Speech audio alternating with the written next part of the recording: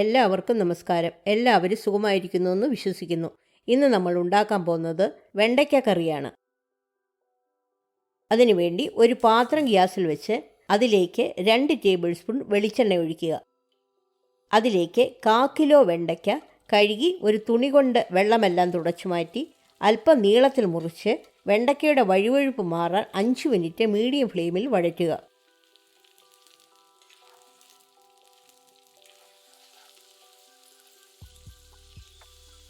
അതിലേക്ക് 3 പച്ചമുളക് നീളത്തിൽ കീറിയത്, കുറച്ച് കറിവേപ്പില, 15 ചെറിയ ഉള്ളി 2ആയി കീറിയത്, ഇതെല്ലാം കൂടിയിട്ട് നന്നായിട്ട് വഴറ്റുക. നിങ്ങളുടെ കയ്യിൽ ചെറിയ ഉള്ളി ഇല്ലെങ്കിൽ 2 ചെറിയ സവാള ചേർത്താലും മതി. അതിലേക്ക് ഒരു മീഡിയം തക്കാളി അരിഞ്ഞത് കൂടി ഇട്ട് നന്നായിട്ട് വഴറ്റുക. ഗ്യാസ് ലോ ഫ്ലെയിമിൽ വെച്ചിട്ട് അതിലേക്ക് 1 ടീസ്പൂൺ ഉപ്പ്, 1/2 ടീസ്പൂൺ മഞ്ഞൾപ്പൊടി, 1 ടേബിൾ സ്പൂൺ മല്ലിപ്പൊടി, 1/2 ടേബിൾ സ്പൂൺ എരിവുള്ള മുളക് പൊടി, ഇതെല്ലാം കൂടി ചേർത്ത് മസാലയുടെ പച്ചമണം മാറാൻ 1 മിനിറ്റ് വഴറ്റുക. ഒരു നെല്ലിക്ക വലിപ്പത്തിൽ പുളിയെടുത്ത് 1/2 കപ്പ് വെള്ളത്തിൽ പിഴിഞ്ഞ് അരിച്ചെടുത്ത് കറിയിൽ ചേർക്കുക. അതിലേക്ക് 1 കപ്പ് ചൂടുവെള്ളം കൂടി ഒഴിച്ച് നന്നായിട്ട് ഇളക്കിയ ശേഷം വെണ്ടയ്ക്ക വേകാനായി പാത്രം അടച്ചു വെച്ച് 5 മിനിറ്റ് വേവിക്കുക.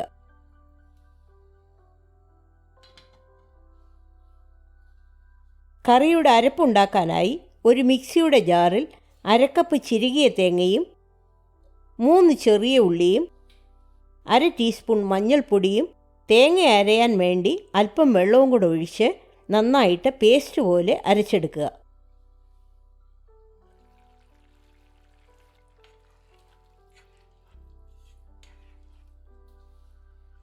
വെണ്ടയ്ക്ക വെന്ത് കഴിയുമ്പോൾ ഈ അരപ്പ് കറിയിലേക്ക് ഒഴിക്കുക. മിക്സിയുടെ ജാറിൽ 1/2 കപ്പ് വെള്ളം കൂടി ഒഴിച്ച് കറിയിൽ ചേർക്കുക. കറി നന്നായിട്ട് ഇളക്കി പാത്രം അടച്ചു വെച്ച് അരപ്പ് വേകാനായി 5 മിനിറ്റ് കൂടി വേവിക്കുക.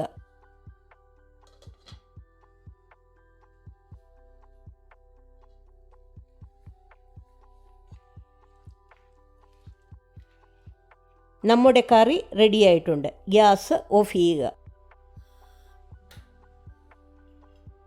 ഇനി കടുക് താളിക്കാനായി ഒരു പാത്രം ഗ്യാസിൽ വെച്ച് അതിലേക്ക് 1 ടേബിൾ സ്പൂൺ വെളിച്ചെണ്ണ ഒഴിച്ച് ചൂടാക്കുക. വെളിച്ചെണ്ണ ചൂടാകുമ്പോൾ 1/2 ടീസ്പൂൺ കടുകിട്ട് പൊട്ടിക്കുക.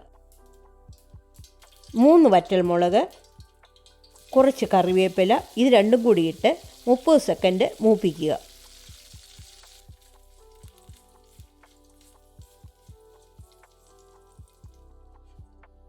ഇത് കറിയിൽ ഒഴിച്ച് നന്നായിട്ട് ഇളക്കി സെർവ് ചെയ്യാവുന്നതാണ്.